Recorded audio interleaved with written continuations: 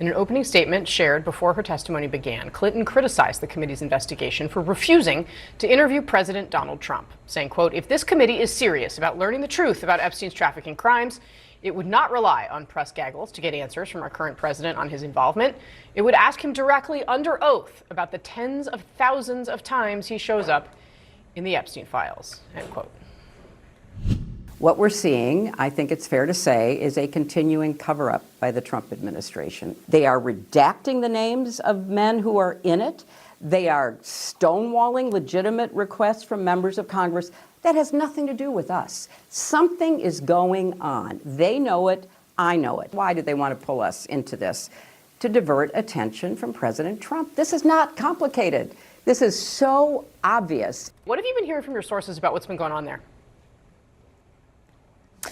Yeah, as you said, Casey, this is a deposition that is taking place behind closed doors. It is being filmed and will be transcribed. So until the committee decides to put all of that out there, we're not going to get the full picture of what exactly is transpiring inside that deposition room. However, having said that, the Democratic lawmakers on the House Oversight Committee have already made clear they've come out and spoken with reporters and essentially said that they have yet to learn anything new from the former Secretary of State about Jeffrey Epstein and Ghislaine Maxwell and their crimes, saying that, somebody that hasn't actually ever met Jeffrey Epstein can't possibly give us the information that we are looking for that is new, that could help our investigation into Epstein.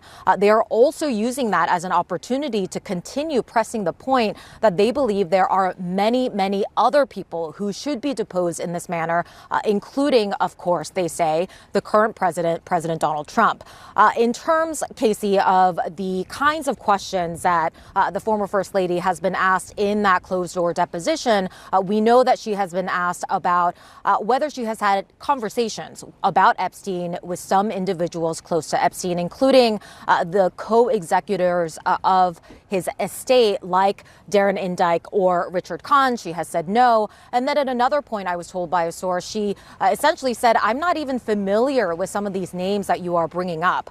Now, one of the many reasons, of course, that the Clintons have not been keen on sitting down for this kind of deposition is because they don't want to have questions being asked about Bill Clinton, who, of course, has a very different story when it comes to Jeffrey Epstein. He has an established relationship with Jeffrey Epstein. He has appeared in the Epstein files a whole bunch. And I was told by a source that Congresswoman Nancy Mace asked Hillary Clinton about some of Bill Clinton's actions, including what you referenced. How does she feel about the fact that she was massaged by young women? And she responded that she's not going to talk about her feelings here. MJ, can you tell us a little bit more about that leaked photo, why it paused the deposition, how it played out? Yeah, these were photos that appear to have been taken by Congresswoman Lauren Boebert, who sits on this committee. And in the middle of the deposition, we saw a couple of these photos being posted on Twitter, again, appear to have been taken by her. She came outside of the deposition room and spoke with reporters very briefly. She basically defended her actions and said, why not take these photos? I've not been reprimanded.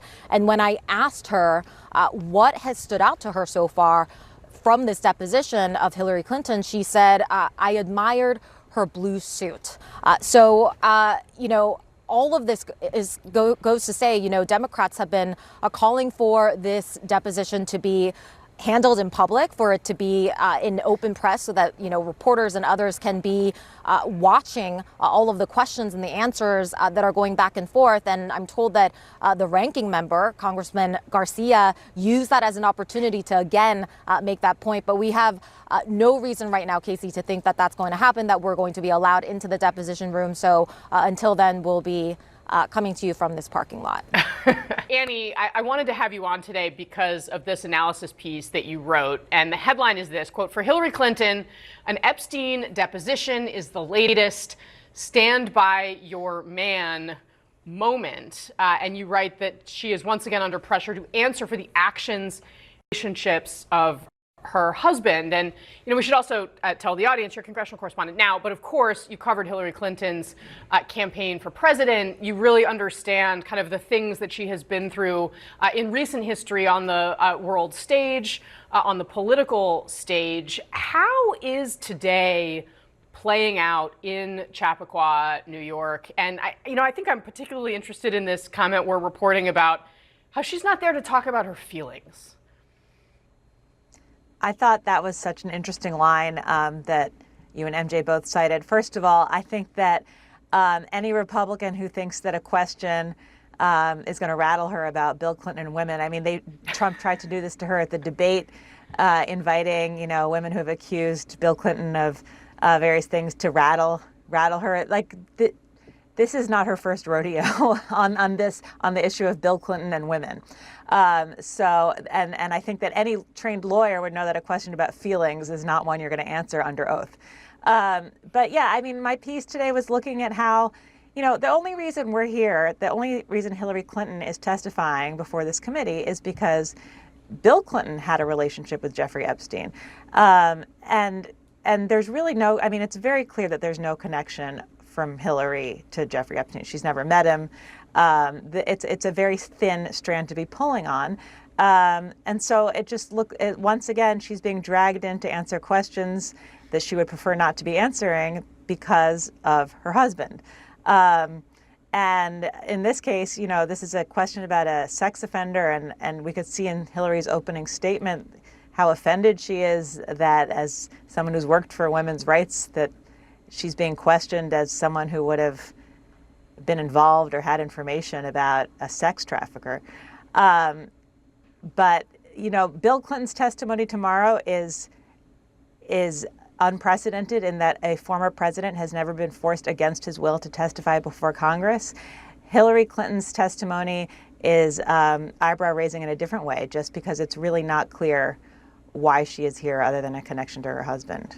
Yeah, really interesting. I mean, Lulu Garcia-Navarro, this is, of course, she's not the only high-profile woman who potentially is in this situation. I mean, we've seen Melinda French Gates. She is not being questioned by the committee, but Melania Trump, was someone who had actually, knew Jeffrey Epstein, and there are images of them together. So if you wanted to bring someone in that was sort of tangentially related, you could bring in Melania Trump. I mean, I think this opens the door to many people who were actually in the Epstein files, potentially.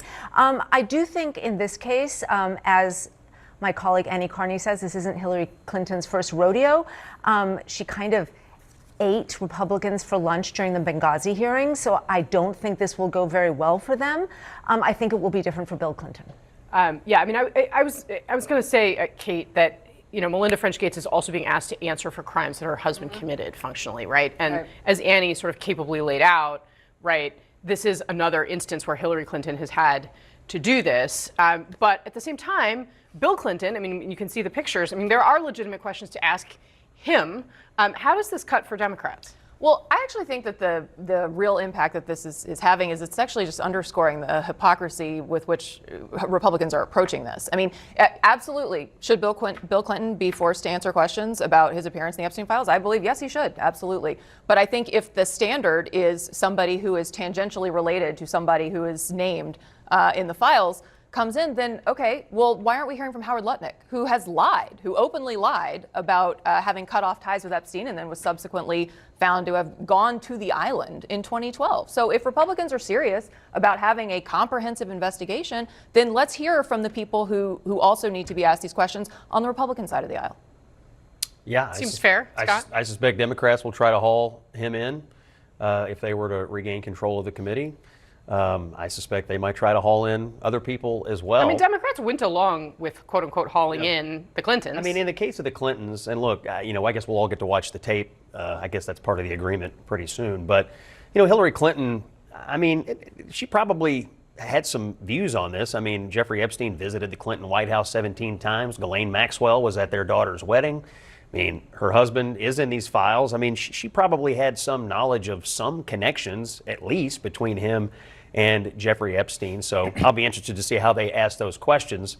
The real meat of this will be tomorrow when they talk to Bill Clinton. And, you know, he has some questions to answer here. So, again, I guess this will be most relevant when we get to all watch the tapes and see how they handle it.